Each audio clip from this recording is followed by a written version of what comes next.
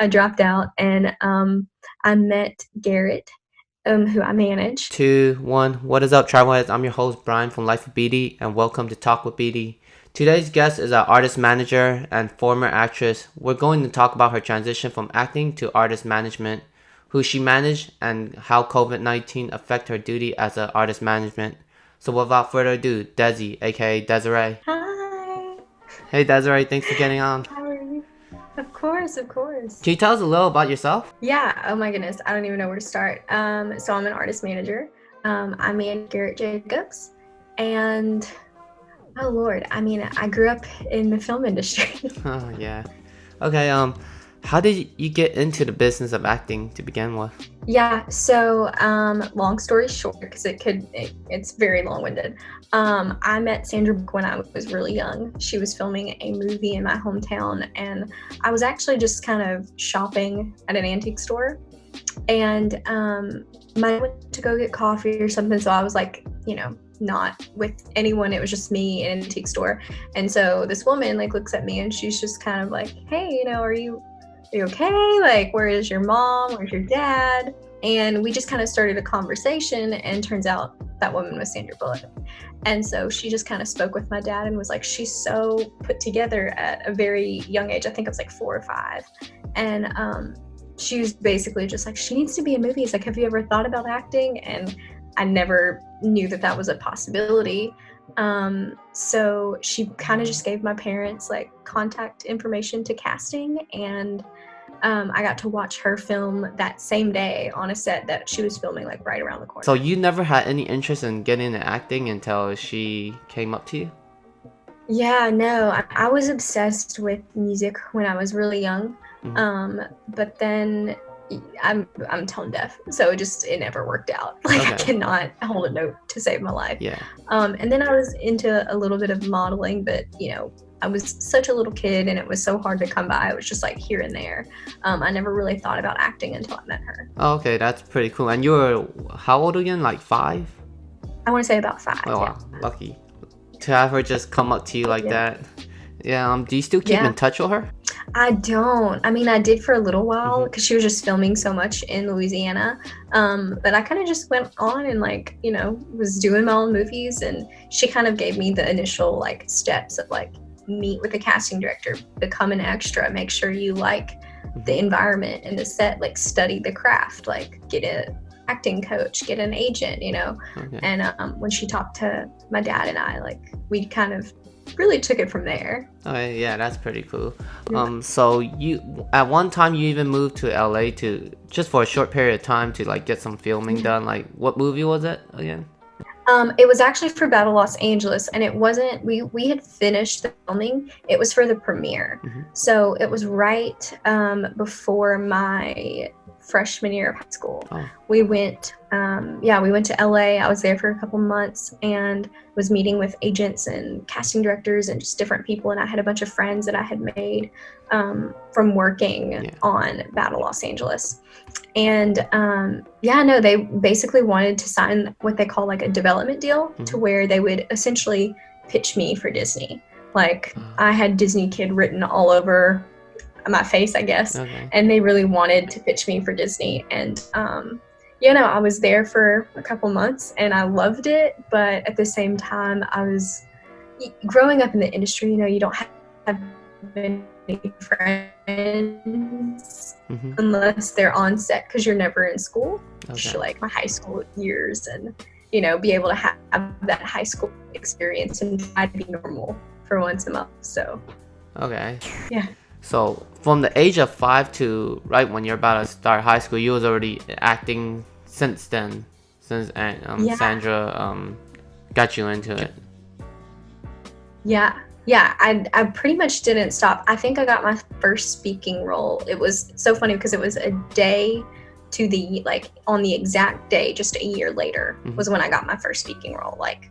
The movies that I had been in when I first met Sandra, they were just extra roles. I was just in the background, or I was featured, or it was kind of it's not necessarily featured, but you're not speaking, Yeah. but like you have like a title. Okay. You know, I can't even remember. It was like, I remember one was like Jump Rope Girl. And I was a girl that was like leading this jump rope for one of the lead actresses. And I don't even remember who it was at that point. But, you know, it was like they casted me. I had an audition, but I wasn't speaking. But it was, you know, just a little bit above the extra, but you just didn't really, you didn't really get any perks. But yeah, so all throughout those years, it was just me just grinding it out and trying to, you know, get audition after audition. And I don't even know what I, like, looking back, I don't even know what I was wanting at that point. I was just like, I loved being on set. All right.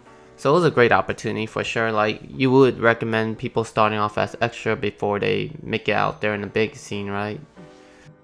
Yeah, 100%. Only because, you know, especially when, as normal people, like I started at such a young age, so I got to see I had a different perspective on everything. But, you know, someone growing up, even if you have a kid or even if you're a teenager and you're just like, I want to be in movies, it all looks so glamorous when you're watching it from Hulu or Netflix or it's on TV in general. You know, you're like, oh my gosh, like I bet they're so famous and they get to, you know, this is their job. But what people don't see is that the one line when you see an actor and it's just them and they're looking over someone's shoulder and it's like their close-up, that probably took 6 hours to film. You know, like it's such a drawn out process, and it's not really glamorous if you know really think about it, because there's a lot of training and preparation that goes into each actor that you see on a big screen. So definitely, if you're just in it for like the glamour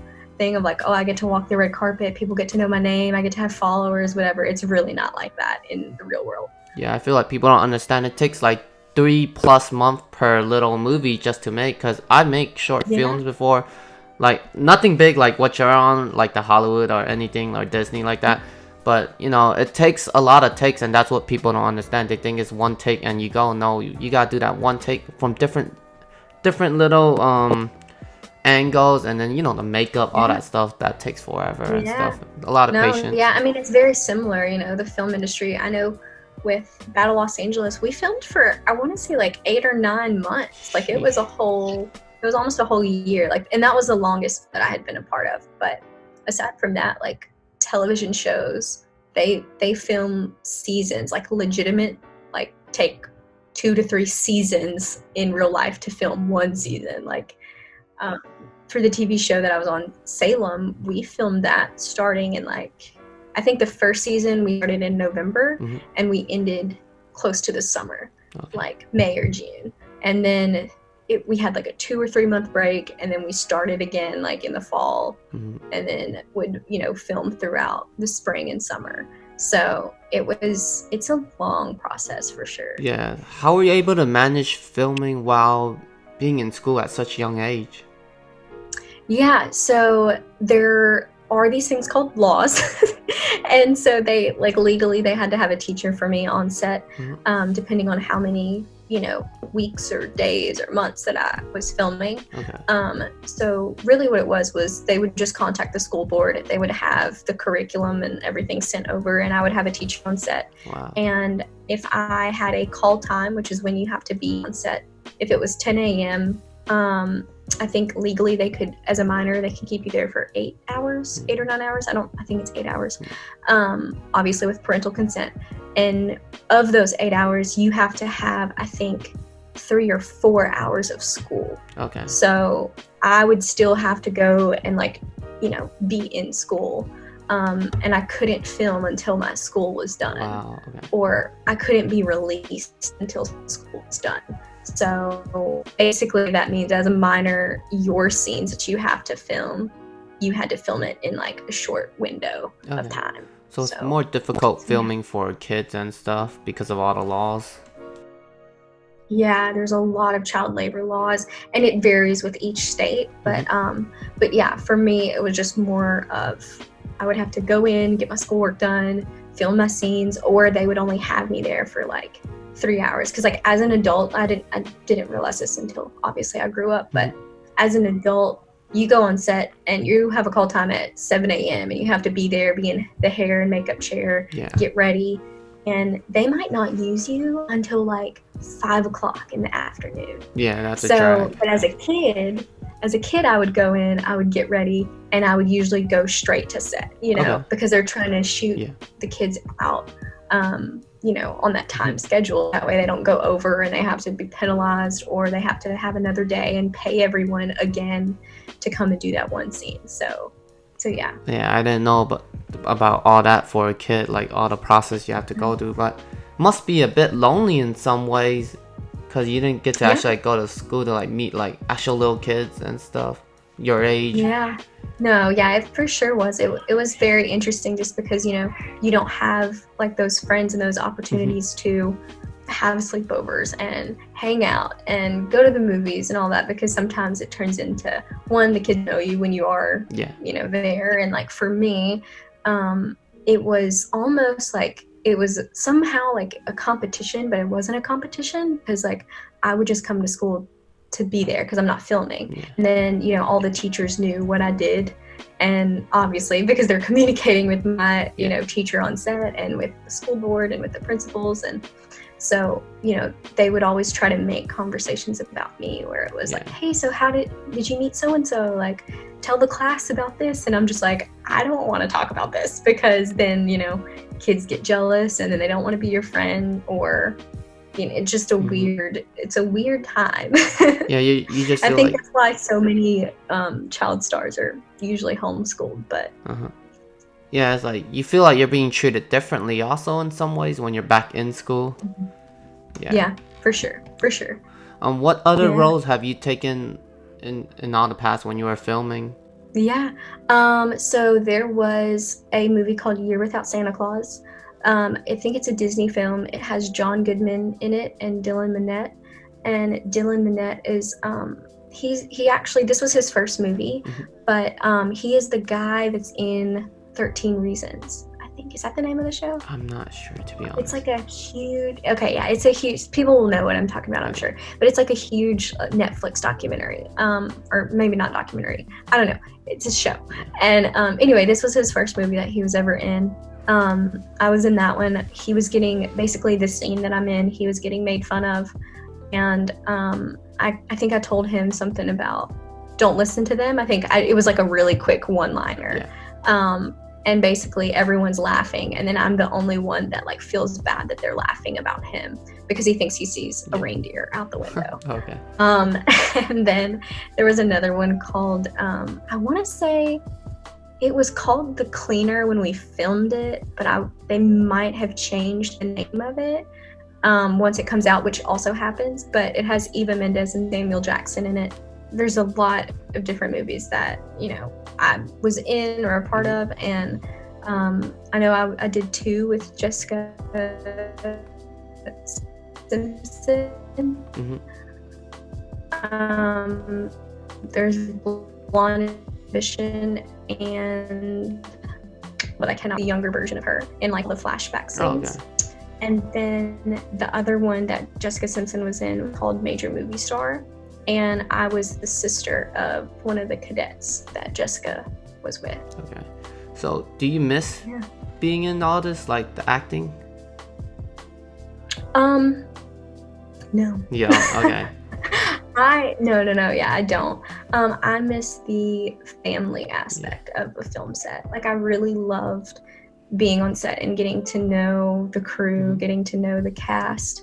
Because, the crews, I mean, they usually rotate crews, like, especially within an area. So I grew up in North Louisiana, and when we were filming here, they basically acquired your grip crew, your camera crew, and your wardrobe crew. And so, like, the people that are over those departments hire out the rest of the crew, and usually repeat hire, so that way they don't have to, that basically films get tax incentives if they hire locally. So it was really interesting getting to be on a set, get to know the crew, and then you get on another set and some of those same crew members from your last one are on this one, and it's almost like a family, and even if they weren't on the last one, they become your family because you see them every day, every early morning, like every late night, so that's what I miss about the acting world is. So you know a lot of celebrities, basically, right? Yeah, you could say that. Yeah. Do you still keep in touch with any of them at all, or some? Yeah. Yeah, there's a few. I know I still talk to Shane West a whole lot. He was in A Walk to Remember with Mandy Moore. There's Corey Hardrick, who he is actually married to Tia Mowry. He's like my brother, love him to death. There's, oh gosh, NEYO. I love him. Okay. He's the reason I'm in music business. Yeah, there's a few that I still keep in touch with that, we're good friends and we go back. All right, that's good. So what initially made you stop acting? High school. Okay, yeah. Just want to socialize with people too, right? Yeah, it was really just, it was so fun when I did it. I loved, being on set. Like I said, I love the concept of acting, but when it came down, like, I've always just been such like an old soul, and I was thinking like, oh, like my high school years, like you can never get that back. Like they're not going to stop making television shows, they're not going to stop making movies, but I'm only going to be 14, 15, 16 once.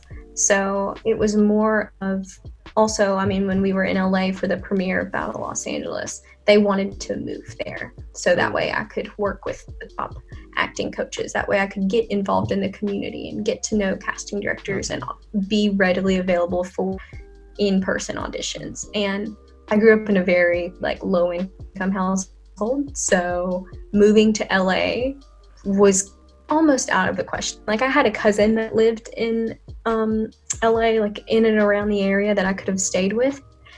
She was young, she was like in her mid-20s. It's like she should take on a kid, in her apartment. And so it was really just, financially I knew that moving to LA wasn't gonna work out or could potentially not work out. And just the fact of wanting to have friends and go to high school and be normal. Really. Okay, yeah, I get it. So Nashville, what made you move out there, or you did move out there, right? You're just back home due to the lockdown? Yeah. So in Nashville, like I said, at NEYO on the set of Battle Los Angeles, and everyone, is like family, and him and a few of the other guys were talking about work outside of what they do. And he mentioned songwriting. And at that point, I think it was right before high school. Everyone's emotional at that age. And I think I had just began writing songs, or what I thought was songs. Like I was writing lyrics. And I had an obsession with music because that's really what, I turned to a lot. And I was trying to be an adult, and I was just like, I write songs too, like try to be cool. And he was like, oh, really? Like, what do you write? Because he was name dropping, but in a good way, not in a, him being arrogant way. He was just like, I just wrote this for Rihanna. She's going to put it out, and I'm like, and I didn't realize who he was at this point. Okay. Like, I knew his name. His real name is Schaffer Smith. And so they would call him like Smith, or sometimes they would call him NEYO, but like, it didn't click. And then when I realized oh, he's the guy that sings So Sick of Love songs. R&B, right? That was my jam. Yeah, it was my jam. And so I'm like, oh, dang, I just told this guy I write songs and full on musical things, and I don't. And so basically I showed him my lyrics, and he was just kind of like, this is really profound, or I don't know what word he used, but he was like, this is way above like your age, like you really have like a good idea there. And I told him my love for songwriting, and he was like, you need to look into Nashville. And that's kind of where it started. It was just like, oh, okay, like there are people that actually do this and they're making money off of it, like what? So that's kind of when the gears like changed for me. It was just like, oh, let me look into this whole industry that I didn't even know really existed at that time. Okay, so when you say writing lyrics, you don't mean that you're gonna be a singer or anything. You're writing lyrics for people, right? Yeah, for sure. Okay, and talking about Nashville, oh crap. Yeah, talking about Nashville, I was actually there, October 2018, but Nothing related to music. You know, I was actually like in Chattanooga first in Tennessee to help my boy prep for his boxing tournament. And then after that, I left to Nashville on my own. And, you know, I contact you for some recommendation. And what was it? Cummins Waterfall? Yeah. Some other place. I don't know. Some chicken place that had a long line, so I couldn't even go in there. Oh, yeah. Hattie B's. Probably was. It was the line was all the way outdoor, and I was in my car like, man, I don't think I'm gonna wait this 1-2 hour line. Yeah, no. So I went to get barbecue and just like check out the Nashville downtown area. From the other side, you gotta cross that bridge near the Titan Stadium and just check out the view, which is dope. Bridge. But I don't know if I ever told you this about the Cummins Fall. You know, I was the first one there, and when I was there right when it opened, like it wasn't open yet. Like the gates were all closed. So I was like, crap! I just drove an hour plus for this in the rain, and it's closed. So I just waited there like 20 minutes, and then someone just opened the gates for me. And so I went in. I was the first one there alone with my camera gears and just walking in the water. Like, what the hell am I doing? I'm not prepared for this, you know. But the waterfall is amazing. It's really dope. Like, I took out the drone, I flew it a little, and when I looked up from above, the guard was there staring at me. I was like, oh shit, because it's a state park. So I'm like, damn it, I gotta put it down. And then I'm like trying to sign language him, like, as in, do I need to put it away? And he's like, yes. I was like, oh good. I was just hoping he didn't give me a ticket or like take my drone away, you know, because they could do that. But so that was just a little story about my Cummins Fall experience. No. Nashville has so many hidden gems like that, though. There's so many great places to go see and things to do. I didn't spend much time. I only was there for a day, and to my surprise, Nashville was pretty dope. You know, like, you know, I tried to try the White Castle out there, but both times I tried, it was all closed. So I had to try the regular McDonald's, which I have back at home. At least you got barbecue. Oh yeah, I got barbecue with a view of Nashville. What's the strip called? The Broadway strip you guys have out there? Yeah, Broadway. Oh, it's just called Broadway. Yeah, that's it. It's just Broadway. Okay. And you guys mainly have like country music out there playing, or is it just? It's actually, there's so many different genres. You'd be surprised. Like, there's country, there's a lot of pop, there's a lot of, R&B, blues. Like, it's a good mix. And you're out there quite a bit, right? Oh yeah, no, I live there full time. Oh, like on the Broadway strip, you live nearby? Oh, no. Yeah, no, Broadway, I never go to Broadway. Oh, okay. I avoid Broadway like the plague. Okay. But it's really cool. Like, if you're visiting town and you're just, in town, it's really nice to go and see. Okay. Let's talk about Mercedes. How did they contact you for a model gig? Yeah, so I was running a talent agency, and they were looking for models in general, and basically they saw my photo and they're like, oh, we want her. And so that's pretty much how it happened. And then I went out and filmed and took photos, and it was a really fun experience. Okay, do you feel like filming may have helped you get the gigs too, or like at least your confidence side? No, I think it was just more of they were looking for someone and they saw me and I was available those days. Obviously I had the experience, so I think that they liked the fact that someone had actual camera training and actual experience. So that could have helped. I think that could have helped. Do you like get discounts from Mercedes for yourself? I wish, because I'm currently in the middle of buying a car. I wish I did. Oh, I wish I did, but no. But the pay is decent, right, when you do these model gigs? Yeah. All right. Yeah, I think modeling, especially for like major companies like that, you get they have they set your day rate, and then they give you either a buyout or they give you certain residuals. Like, if they include it on billboards and brochures, or if it's national or if it's regional, they pay you out. All right. So yeah, it's pretty decent. That's good. Are you still in contact with them, or you're? And you get good photos. Yeah, you get the professional shots. Are you still in contact with them too, or not anymore? No, I still have contact. I have contact with one of the buyers that he actually reached out to me on Instagram. So we're friends, I Okay. guess. And then one of the photographers, I'm so close with him. And as far as like the media company that hired me, I mean, they added me on Facebook. So I was like, oh, this is Okay, nice. yeah. So they're watching what you're doing. That's good. Yeah, probably. Yeah. So you're currently an artist manager now, and so what made you decide to switch from all your gigs to artist management? Well, we already know from NEYO was partially you were influenced by NEYO too. Yeah.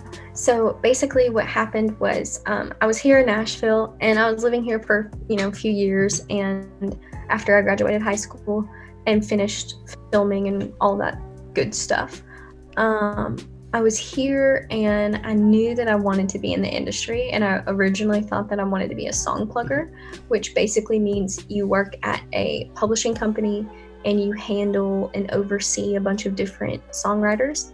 And you basically handle their calendars. You tell them who to write with, you schedule things for them, you organize certain things, and then you pitch songs to artists that your songwriters write. Essentially, that's the job. But I thought I really wanted to do that, and I realized most of the people that held those positions either grew up with someone that owns a publishing company, or they went to college and they just knew the right people to get them a job. And so I didn't go to college, and I was like, man, I really that's something I want to do. I want to be a part of a record and help bring songwriters' dreams to life, to get cuts and to get, number ones and all of that. And I started looking into going to college, and I enrolled into MTSU, which is Middle Tennessee State University. And I was there for maybe 2 or 3 semesters. And I had a friend who, he's a pop singer. His name's Gavin DeGraw. He actually told me one day, I was just struggling with a bunch of stuff, and I was running a talent agency. I was their agency director. And I had all these things going for me, but I talked to him, and he pretty much just told me, and he's referencing, being in college for music business. He said, Desiree, college is a daycare for grown-ups. Yeah. He was like, you have no business being in college right now. You're wasting your money. You know plenty of people. You know this business. You understand this business. You need to drop out. And so from there, I dropped out, and I met Garret, who I manage. Okay. And, his mom, this was kind of all, actually, I don't think I dropped out officially yet, but I met him and his mom, and it was all just it was literally, I want to say within the same week. Oh, wow. Or within the same month, if not the same week. But I met him and his mom through a mutual friend. They're also from where I grew up, but I did not know them prior. And they were coming to Nashville, and they just didn't know what to do, and I just wanted to help people, know. And so I kind of told them, hey, go do this, go here, try to do X, Y, and Z. And I set up some rights for him with some songwriters I knew. And when I was showing them around town and everything, I think his mom said something like, well, you know enough about the business, you manage him, because they were taking meetings with other managers, and nothing seemed promising and nothing was working out. And so I was like, yeah, I could do that. And so I was like, I'm only going to manage him if he moves here, because if he doesn't move here, there's nothing for him, And so that's pretty much how it started. It just kind of was, you're in college to do one thing, but it was a waste, essentially. And someone, again, just kind of giving me that push of, hey, you know what you're doing, why are you in college, kind of. So okay, so college dropout, it's okay, I'm one too. I don't really think it's just, society thinks you gotta go through college, and not trying to throw shades on anyone in college or graduate with a college degree, but it's it's not really needed. It's it really isn't, to be honest. So it's crazy how you became an artist manager at such a young age. How old were you when you started all this? When I started, I want to say 22, 23, because it was only 2 years ago, so 22. Okay. Because I'm 24 now. All right, so that's dope. So tell us a little about how it was when Garret first moved down here. Yeah, so Garret, like I said, we met, and then I told him I would manage him if he moved here, and within a month they were able to make that happen. And so, he had just graduated high school when I met him. He graduated in May of 2018, and I met him in July of 2018. And so he moved, I want to say in August or early September is when he officially moved to Nashville. And so when he moved here, it was just kind of, getting a strategy of, okay, this is where you're at in your career. This is what we want to accomplish. How do we do that? And just kind of going through that within the first few months of him moving here. Oh, wow. So he's quite young himself also. Yeah, just want to say that you're doing a great job promoting him. I see all the time on your Instagram, either your feed, your story, Facebook. Yeah, and you're getting him a lot of media stream and stuff. So you're doing great on doing that part. Thank you. Yeah. How is it managing Garret? It's fun. I love it. It's one of my, literally, I live and breathe my job. Like I love it so much. It honestly sometimes scares me because I'm like, am I working? Like, is this really my job? Yeah. But I enjoy it. I mean, like, especially getting to see him grow, like, not only professionally, but personally as a person, and how much he cares for the people that support him. And even the ones that, they're not technically on board. He loves music so much. And to see someone at such a young age grasp the industry within 2 short years, it's really special, and I'm really, thankful to manage him. Okay, that's good. So with this pandemic happening right now, how does it affect you and Garret and your schedule as a manager?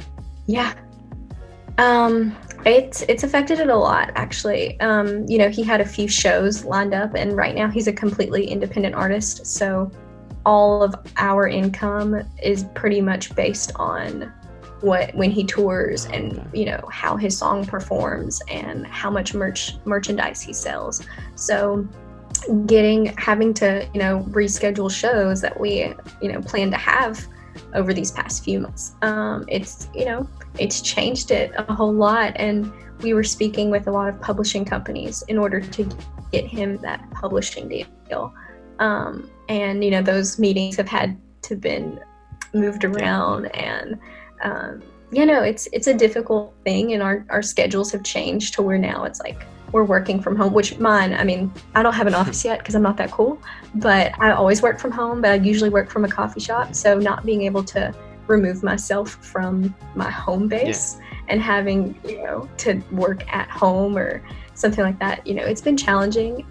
But, we're making the best of it, trying to take this time to educate ourselves, to just get better at, us as people, and that will eventually bleed over into our work life. So are you guys using like social media too? Like social media could be a big help in terms, especially right now, like people don't understand. I don't think people know, but TikTok is a bit underrated right now for business, I feel like, because right now, they just hit like 1 billion downloads during the lockdown, and that's pretty crazy. And right now it's still not saturated, so it's like, I don't know if you guys want to like hop on TikTok also. They say it's mainly for kids, but 1 billion download, that's everyone. I recently got a TikTok just because during this lockdown, and I see how easy it is to grow on it right now, because it's still relatively new compared to like Instagram, YouTube, and all this other stuff. Garret has a TikTok. He's been on it. I however have not, but Garrett's been on TikTok.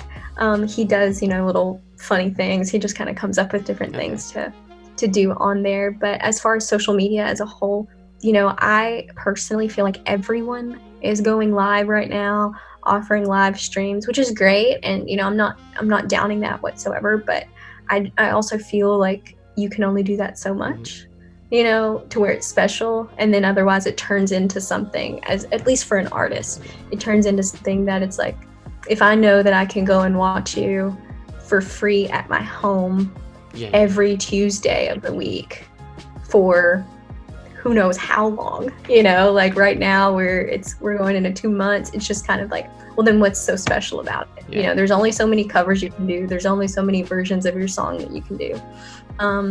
So for Garret and his audience, I feel like for him, he really wants to kind of focus in on connecting with his fan base rather than performing for them online. You know, it's really like he always responds to his comments. He always tries to find interactive ways to include them in, you know, things that he does. And so for Garret, he goes live here and there, you know, with certain companies or brands that, you know, reach out through his booking or, you know, people that he's worked with in the past. But as far as like a daily live thing like everyone else is doing to utilize social media, I don't foresee that happening for him right now. But he's definitely utilizing TikTok, and he started a thing on YouTube called Quarantunes.